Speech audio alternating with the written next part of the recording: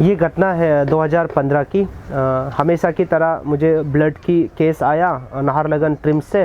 तो मैं blood donors लेके मैं ट्रिम्स गया और ब्लड डोनेट करवाया। और जैसे ही डोनेट करवा के हम लोग रिटर्न जब वापस जाने के लिए हम लोग हॉस्पिटल से निकल रहा था, तो मुझे एक औरत मुझे हॉस्पिटल्स के बाहर लेटा हुआ मिला। तो मैं जब नज़दीक जाके देखा तो वो जो दीदी है वो बेहोश पड़ा हुआ मुझे मिला। और जब मुझे उसका जो हालात देख के मुझे इतना तकलीफ़ हुआ। उनके पास और 3 उसके छोटे छोटे बच्चे थे, 2 बेटी और 1 बेटा थे। और वो बेटा लगभग महीने भर का, मतलब 6 से 7 महीने की शायद रहा होगा वो बच्चा। तो वो बच्चा बेचारा माँ बेहोश पड़ा हुआ है और वो बच्चा माँ का छाती पे रह के माँ से दूध पी रहा है। और 2 छोटा बेटी, शायद एक 2 साल का या एक 3 साल का रहा होगा, बहुत भूख के मारे दोनों ने जो हॉस्पिटल के डस्टबिन में जो कचरा फेंका हुआ था उस कचरे में से उठा के वो खा रहा था। और ये सिचुएशन और एक घटना को देख के मुझे बहुत दुख लगा। मुझे दुख इस बात का लगा कि इतने लोग उस जगह से गुजर रहा है, पर किसी ने भी उस बच्चे को उठाया नहीं, किसी ने भी पूछा नहीं कि औरत को क्या हो गया। मतलब इतना सेल्फिश लोग इतना सेल्फिश भी होता है, मुझे नहीं पता था। लेकिन मैंने देखा है अपने इस आंखों से लोगों को इतना स्वार्थ बिहेवियर करते हुए मैंने देखा, इतना स्वार्थपन मैंने देखा है। और ऐसे स्वार्थपन ना अच्छा नहीं है। और जब उस दौरान उस दीदी को मैंने उठाया और उठा के मैंने इमरजेंसी वार्ड लेके गया, डॉक्टर ने एडमिट करवाया। और जब एडमिट करवा के जब डॉक्टर केस को अटेंड किया तो पता चला कि उनका लेफ़्ट लेग में उसका इंजूर्ड थे। जब उसका लेफ़्ट लेग को इंजूर्ड थे तो डॉक्टर को मैंने पूछा कि क्या प्रॉब्लम है, तो बोला कि उसका नी जॉइंट अंदर से टूटा हुआ है।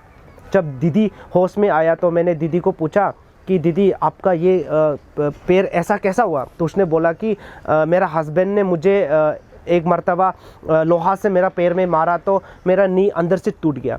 तो मुझे मेरा हस्बैंड और उसके परिवार ने मुझे हॉस्पिटल नहीं करवाया, ऐसे ही घर पर बांध के रखा। और जैसे पैर सरने लगा, बदबू आने लगा, कॉलोनी वाले जब उनको बोलने लगे, बस्ती वाले जब उनको चिल्लाने लगे, तो उसने मेरे तीनों बच्चे के साथ मुझे हॉस्पिटल्स पे लाया और यहाँ छोड़ के रख के चला गया।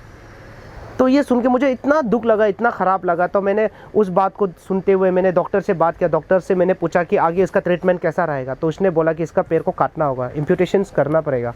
तो मैंने बोला कि ठीक है सर, कर दीजिए। और मैंने दीदी से भी राय लिया तो दीदी भी बोला कि नहीं, काट दीजिए, बहुत तकलीफ़ होता है, बहुत दर्द होता है।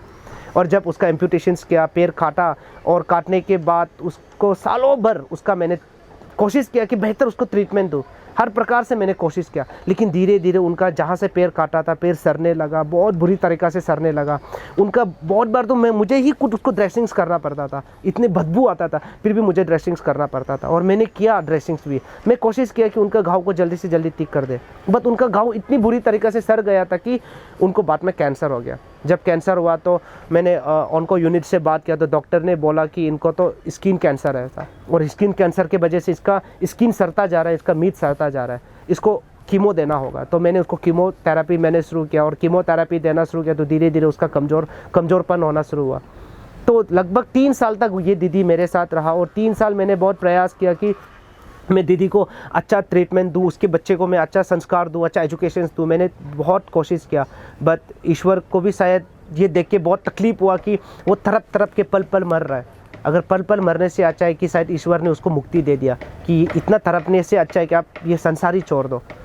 तो वो दीदी अपना दम तोड़ दिया। और जब दीदी का डेथ हुआ, दीदी ने दम तोड़ दिया, तो किसी ने भी उसका बॉडी को क्लेम के लिए नहीं आया। और क्लेम के लिए नहीं आया तो बाद में उसका बॉडी को लेके मुझे नाहरलगन से मुझे लालूक लेके जाना पड़ा उसका क्रिमेशंस के लिए। और जब मैंने उसका क्रिमेशंस के लिए लालूक लेके गया और उसको क्रिमेट किया, और जब क्रिमेट किया तो मुझे सेकेंड मर्तबा ऐसा फील हुआ कि शमशान घाट में आने का बाद हमारा जो शरीर है जिसको हम जलाया जाता है या दफनाया जाता है, वो कुछ क्षण में ही जल के राख हो जाता है और कुछ पल में ही मिट्टी में मिल जाता है। तो अगर मेरा शरीर मिट्टी में मिलना ही है, राख होना ही है, तो फिर हमको अहंकार होने का कोई वजह नहीं है, लड़ने का कोई वजह नहीं है, हमको मिल के रहना चाहिए।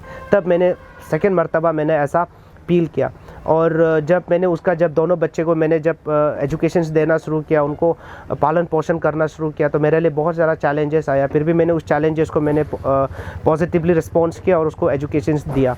और बाद में मुझे फीडबैक मिला और पता चला कि मैं इसमें कोई जाति या धर्म को नाम लेना नहीं चाहूँगा, लेकिन मुझे बाद में पता चला कि जो दीदी है, दीदी नॉन ट्राइबल था, अपना ही कोई ट्राइबल लड़के के साथ उसका लव हुआ, अफेयर हुआ, फिर शादी हुआ। बाद में अफेयर हुआ, शादी हुआ, तो बाद में लड़का का कम्युनिटी ने बोलने लगा कि तो नॉन ट्राइबल है, नॉन ट्राइबल है, नॉन ट्राइबल है बोल के लड़का को इतना ब्रेन वॉश कर दिया कि बाद में लड़का ही उसका खिलाफ हो गया। तो मैं इस कहानी के माध्यम से बोलना चाहता हूँ कि आप लोग प्यार और शादी में ना जाति और धर्म मत देखिए कि उस जाति का है उसको प्यार मत करो, उस जाति का उससे शादी मत करो। आप और हम कौन होता है कि इसके साथ शादी नहीं करना है, उस धर्म के साथ शादी नहीं करना। आप और हम कौन होता है ये डिसाइड करने वाला? ये तो वो डिसाइड करेंगे ना जो हमको बनाया है, आपको बनाया है। लेकिन बहुत दुख की बात है कि आज भी हमारा समाज में ये बताया जाता है कि उस जाति से लोगों के साथ शादी मत करना, वो जाति लोग ऐसा है, वो जाति वैसा है, अपना ही जाति में शादी करो। प्लीज़ ऐसा मानसिकता मत रखो। अगर ऐसा मानसिकता रहने से हमारा समाज कभी एक नहीं हो सकता, हमारा समाज कभी जुड़ नहीं सकता, हम कभी एक बन के नहीं रह सकता। तो इस दीदी के कहानी के माध्यम से मैं बताना चाहता हूँ, दीदी तो आज नहीं है, लेकिन उस दीदी का बिहाफ में मैं हाथ जोड़ के मैं आप लोगों को बोलना चाहता हूँ, प्लीज़ धर्म जात में मत रहिए। आपका बेटा अगर कोई दूसरा जाति का लड़की से प्यार करता है तो उसका सम्मान कीजिए, उसका सहयोग बनिए। अगर आपका बेटी किसी फलाना जाति का लड़का का साथ प्यार करता है तो उसका सपोर्ट कीजिए, उसका सम्मान कीजिए।